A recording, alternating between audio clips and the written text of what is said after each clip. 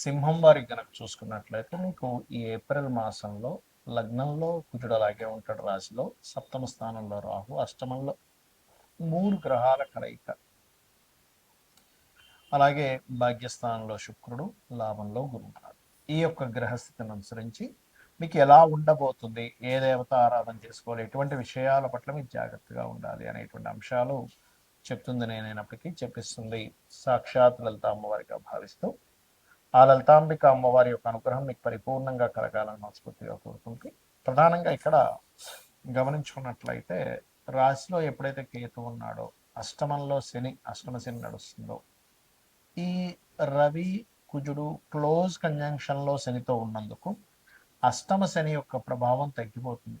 ఎలా అంటే ఇప్పుడు చూడండి, బాగా చలింది, ఒక హీటర్ పెట్టుకున్నాం ఇంట్లో, లేకపోతే ఒక మంట వేసుకున్నాం, ఏమవుతుంది, ఆ ఫైర్ ఎనర్జీ వల్ల కోల్డ్ ఎనర్జీ ఎలా తగ్గిపోతుందో శని యొక్క ఎనర్జీ ఈ రవి మరియు కుజుడు యొక్క ఎనర్జీస్ వల్ల తగ్గుతుంది. కాబట్టి అష్టమ శని ప్రభావం తగ్గనుంది మీకు. ఇది గుర్తు. అష్టమ శని ప్రభావం తగ్గితే ఏంటి అంటే ఆకస్మికంగా కొన్ని కొన్ని అవ్వాల్సినవి సడన్గా అవ్వాల్సిన లేట్ అవ్వడం, లేకపోతే కొన్ని నిందలు పడడం ఇట్లాంటివి తగ్గుతాయి. కాకపోతే ఇక్కడ ఆకస్మిక సంఘటనల విషయంలో చతుర్థాధిపతి అయినటువంటి కుజుడు అష్టమ స్థానంలోకి వెళ్తున్నాడు కాబట్టి ఈ అష్టమంలో ఉండేటువంటి గ్రహాలు యాక్సిడెంట్ని కూడా సూచిస్తాయి. కాబట్టి వాహనం మీద వెళ్ళేటప్పుడు, రోడ్లు దాటేటప్పుడు కాస్త జాగ్రత్తగా ఉండండి.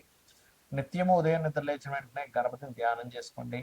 ఫైనాన్షియల్గా బాగానే ఉంటుంది. కాకపోతే వ్యాపారాలకు సంబంధించినటువంటి విషయాల్లో లాభంలో గురువు ఉంటూ, గురువు యొక్క రాసుల్లోనే మూడు గ్రహాలు ఉన్నాయి కాబట్టి ఇది కొంతవరకు చెప్పాలంటే దీని ప్రభావం కాస్త వ్యాపార లాభాల మీద ఈ పార్ట్నర్స్తోని కొంత ఇస్తూ ఉంటుంది. అయితే మీకు వివాహ సంబంధాలు ఏదైనా కానీ విదేశీ సంబంధాలు కుదిరేటువంటి ఛాన్సెస్ ఎక్కువ కనిపిస్తున్నాయి. ఉన్నత విద్యల కోసం విదేశాలకు వెళ్ళి చదువుకోవాలనుకునేటువంటి వారికి చాలా బాగుంది. అందులో ముఖ్యంగా ఫ్యాషన్ రిలేటెడ్ రంగాలకు సంబంధించిన విద్యా సంబంధించిన విషయాలకు చాలా చాలా బాగుంది. ఇక ఉద్యోగరీత్యా ప్రదేశం మారడం ద్వారా మీకు ఉద్యోగ అవకాశాలు కొత్తవి లభిస్తాయి. ఇక మీరు నిత్యము కాలభైరవుడి యొక్క ఆరాధన, దక్షిణామూర్తి యొక్క ఆరాధన చేయండి, అన్ని విధాలు బాగుంటుంది. మరి ఈ మనం చూస్తూ ఉన్నాం, గతంలో ఒక 5-6 నెలల క్రితమే ఈ వార్ రిలేటెడ్, పోయిన సంవత్సరం చెప్పుకున్నాం ఈ వార్ రిలేటెడ్ సంబంధించిన పెరుగుతూ ఉంటాయని. చాలా మంది అడుగుతుంది ఏంటంటే ఈ వార్ రిలేటెడ్ సంబంధించిన వాటి మూలంగా ఫ్యూచర్లో ఇంకా ఎలా అవ్వనుంది అని చాలా మంది నాకు ఫోన్ చేసి అడుగుతూ ఉన్నారు. ఎందుకంటే గతంలో మనం ప్రిడిక్ట్ చేశాం కాబట్టి దాని గురించి చాలా మంది అడగడం జరుగుతుంది. ఏమంటే ఈ వారు 10-15 రోజులు ఆగిపోతుందా, లేకపోతే నెలల తరబడి వెళ్తుందా అనేటువంటి. కాకపోతే ఇక్కడ విషయం ఏంటంటే ఇది ఇంత తొందరగా ఆగదు. కారణం ఏమిటి, దీనికి శాస్త్రంలో ఏమైనా పర్టికులర్గా కొన్ని ఉన్నాయా అంటే ఖచ్చితంగా సూత్రాస్ ఉన్నాయి శాస్త్రంలో.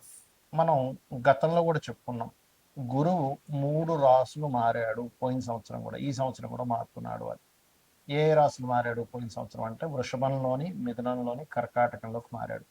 అందుకే యుద్ధ సంబంధించింది ప్రారంభమైంది, ఇంకా మనకి ఉగాది కొత్త సంవత్సరం రాకముందే.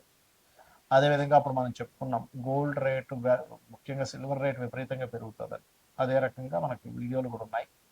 అండ్ పీఠాధిపతులు గొడవలు పెట్టుకోవడం, ఇవన్నీ కారణం అది. అయితే ఈ సంవత్సరం కూడా కర్కాటకంలో మనకి మిథునంలో ఉండేటువంటి గురువు కర్కాటకంలోకి, సింహంలోకి మారుతున్నాడు. గతంలో ఏం జరిగింది, వృషభంలో ఉండే గురువు మిథునంలోకి వచ్చి కర్కాటకంలోకి వచ్చి మళ్ళీ వెనక్కి వచ్చాడు. సో ఎప్పుడైనా సరే 3 రాసులు మారేటప్పుడు అది జన నష్టాన్ని, అందులో ముఖ్యంగా యుద్ధపరంగా విపరీతమైనటువంటి జన నష్టాన్ని కలిగిస్తుంది. కాబట్టి ఇండియాలో ఉండేటువంటి వారికి పెద్ద నష్టమేమీ ఉండదు, కానీ విదేశాల్లో ఉండేటువంటి వారికి మాత్రం కాస్త ఎక్కువ నష్టం ఉంటుంది. కాబట్టి ఇండియన్స్ ఎవరైనా విదేశాల్లో ఉన్నట్లయితే వారు కాస్త వీలైనంత మట్టుకు అక్కడ సేఫ్ జోన్స్లో ఉండడం మంచిది. ఇప్పుడు Saudi countries, Dubai countries, America పర్టికులర్గా, ఎందుకంటే ఇది న్యూక్లియర్ సంబంధించిన దాడులు. అంటే మనకి చూడండి, మనకి హీరోషిమా నాగసాకి మీద వేశారు అప్పుడు ఒకసారి. దానివల్ల ఏంటి, కొన్ని కోట్ల మంది, కొన్ని లక్షల మంది చనిపోయారు. అలా ఏంటంటే ఒక పెద్ద విస్ఫోటన లాగా జరిగేటువంటి బాంబ్స్ వేయడం కూడా జరుగుతుంది. ఒక దేశం అయితే కంప్లీట్గా, 1-2 దేశాలు కంప్లీట్గా రూపాలు లేకుండా పోయేటువంటి స్థితి ఉంది ఇప్పుడు ఉండేటువంటి గ్రహస్థితి. ఇవన్నీ మనం ఎందుకు చెప్పుకుంటున్నాం అంటే ముందు సామాన్య మానవుడికి ఏమి జరగకూడదు. ఇలా జరగకుండా ఉండాలంటే మనల్ని రక్షించేది, నడిపించేది, మనల్ని తల్లిలా చూసుకునేటువంటిది అమ్మవారు. కాబట్టి రకరకాల దేశాల్లో ఉంటారు. చూడండి మనం ఒక్కోసారి వింటూ ఉంటాం. ఏమంటే పెద్ద ఫ్లైట్ పడిపోయింది ఒక చిన్న పిల్లవాడు కాపాడబడ్డాడు అంటాం. ఒక్కోసారి చాలా పెద్ద షిప్ మునిగిపోయిందని కానీ కొంతమంది ఎందుకు బయటపడ్డారంట. ఎలా బయటపడ్డారంటే అది మిరాకిల్. మొన్న ఫ్లైట్ కూడా పడిపోతే చూడండి ఒక అతను ఫ్రెష్గా స్నానం చేసుకొని వచ్చాడు నడుచుకుంటూ వచ్చేసాడు. ఏంటంటే అంత పెద్ద పేలిపోయింది మంటలు వచ్చాయంటే అదే లక్. ఇది ఒక్కొక్కసారి మనకు పుణ్యము వల్ల వస్తుంది. అంటే మనకి పూర్వజన్మలో ఎక్కడో పుణ్యం ఉంటే ఆ పుణ్యం మనల్ని అలా కాపాడుతుంది. మరి ఇప్పుడు ఉండేటువంటి దీంట్లో మీరు ఏం చేయాలంటే రోజు చండీ వినండి, లేదా దుర్గా కవచం చదువుకోండి. చండీ వినడమైనా, చండీ పారాయణం చేయడమైనా, లేదా చండీ హోమాలు చేసుకోవడమైనా ఇంట్లో చేసుకోండి. దానివల్ల ఏమవుతుందంటే మీరు రక్షింపబడతారు. దేశాలు కొట్టుకోవడం వల్ల సామాన్య మానవుడు ఇబ్బంది పడకూడదు. కాబట్టి ఇది ఎలాంటి రక్షణ ఇస్తుంది? ఇప్పుడు మనకు చూడండి, కేవలం అదేదో బాంబు వచ్చి మన మీద పడేటువంటిది మాత్రమే కాకుండా ఇప్పుడు ఉండేటువంటి సిచ్యువేషన్స్లో మనం గతంలో 1 month బ్యాక్ ఆల్రెడీ చెప్పుకున్నాం, కొంచెం ఫుడ్ రిలేటెడ్ సంబంధించిన విషయం మీద ఎఫెక్ట్ వస్తుంది ముందు అని. అదే రకంగా చూసుకుంటే గ్యాస్ సరిగ్గా అందకపోవడం. ఇప్పుడు నార్మల్గా ఎవరైతే వీళ్ళు కమర్షియల్ కాకుండా నాన్ కమర్షియల్ వాళ్ళకి వచ్చేస్తున్నాయి గ్యాసెస్, కానీ కమర్షియల్ వాళ్ళకి రావట్లే. తద్వారా హాస్టల్స్లో ఉండేటువంటి వారు, లేకపోతే హోటల్స్లో తినేటువంటి వారు, ప్రత్యేకంగా వాళ్ళు వండుకోరు, హోటల్నే ఆధారపడి ఉంటారు. అలాంటి వారికి ఇబ్బంది అనేటువంటిది స్లోగా ప్రారంభమైంది. తద్వారా మనకి వండుకునే స్థితి పరాభావనామ సంవత్సరం, పరావాసు నామ సంవత్సరం, రెండు పేర్లు దీనికి. పరాభావము అంటే పరాభవం చెందడం, కొన్ని దేశాలు యుద్ధంలో ఓడిపోవడం జరుగుతుంది. పరావసు వల్ల ఏమిటి అంటే మనం పూర్వంలో ఎటువంటివైతే పద్ధతులు పాటించాము అటువంటివన్నీ కూడా వస్తూ ఉంటాయి. అంటే పూర్వ పద్ధతులు రావడము, కొన్ని దేశాలు ఓడిపోవడము, కొన్ని దేశాలు ఇబ్బంది పడ్డం అనేటువంటిది ఉంది ఈ సంవత్సరము. దాంతోపాటు ఎప్పుడూ కనీ విని ఎరుగనట్టుగా 3 సార్లు మనకి పంచగ్రహ కూటమి కూడా వచ్చింది. అది కూడా మనం చెప్పుకున్నాం లాస్ట్ టైం. కాబట్టి నేను అనేది ఒకటే గుర్తుపెట్టుకోండి.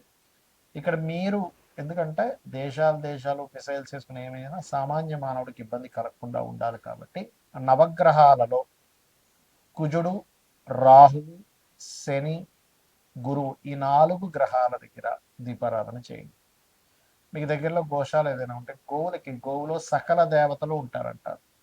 కాబట్టి ఆ సకల దేవతల యొక్క ప్రభావం నీకు పాజిటివ్గా వాళ్ళ యొక్క అనుగ్రహం కావాలి. కాబట్టి గోవులకి బెల్లము, అరటికాయలు, క్యారెట్స్, గ్రాసము, వీలైతే ఇవి తినిపించండి సరిపోతుంది. గ్రాసం కూడా తినిపించవచ్చు, రైట్, గోధుమ రవ్వ కూడా తినిపించవచ్చు. ఇవి చేయండి. ఇక్కడ మరొక విషయం ఏంటంటే మనం రాశి ఫలాలు చెప్పుకుంటున్నాం కదా, దీనికంటే ప్రధానంగా మీ పర్సనల్ చార్ట్ చూసుకోవాలి. అంటే మీ పర్సనల్ చార్ట్లో లగ్నం ఎలా ఉంది, లగ్నం వల్ల మీరు ఎంత ఎదగలేకపోతున్నారు, ఎందుకు ఇబ్బంది పడుతున్నారో తెలుస్తుంది. ధనస్థానాన్ని చూసుకుంటే మీ పర్సనల్ చార్ట్లో మీకు ధనము ఏ దేవతను ఆరాధించడం ద్వారా ధనం వస్తుంది, ఏ మార్గంలో వెళ్ళడం ద్వారా మీరు ఫైనాన్షియల్గా బాగా గ్రో అవుతారు, ఎప్పుడు ఎవరికి ధనం ఇవ్వచ్చు, ధనం విషయంలో ఎప్పుడు డైరింగ్ చేయొచ్చు, ఎప్పుడు జాగ్రత్తగా ఉంచుకోవాలి, ఎప్పుడు కొరత వస్తుంది అనే విషయం క్లారిటీ వస్తుంది.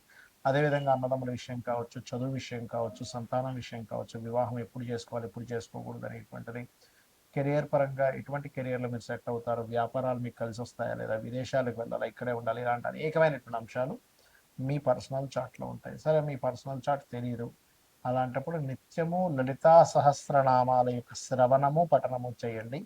ఖచ్చితంగా మీకు బాగుంటుంది. శ్రీమాత్రే నమః.